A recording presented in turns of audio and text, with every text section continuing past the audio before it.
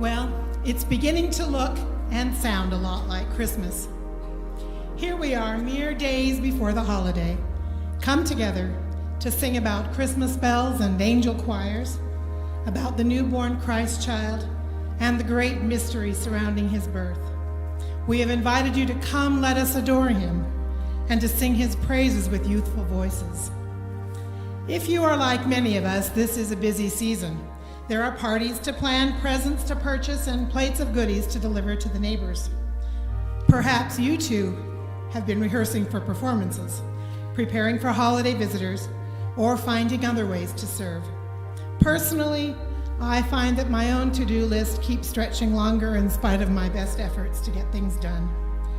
If we are not mindful, the true reason for this season can easily be swallowed up in the hectic of the holiday.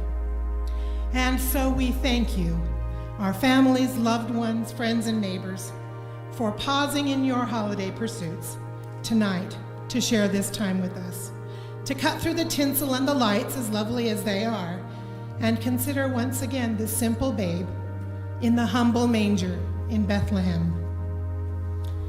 Now let us take you back to a simpler time in a simpler place.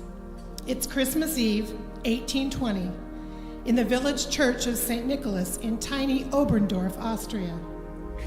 The voices of the assistant pastor, Joseph Mohr, and the school teacher and choir director, Franz Xaver Gruber, ring through the church to the simple accompaniment of Father Mohr's guitar.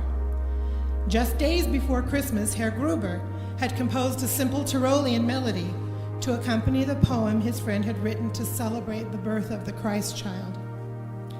As the two men stood in front of the main altar in the St. Nikolauskirche and sang Stille Nacht, Heilige Nacht for the first time, they could hardly imagine the impact their composition would have on the world.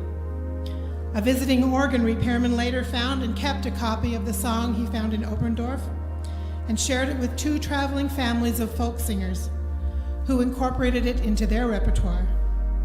Within just a few years, the simple Christmas carol had become famous throughout Europe and the United States. In the years since then, the song has been translated into over 44 languages and has been recorded by more than 300 artists in all genres of music.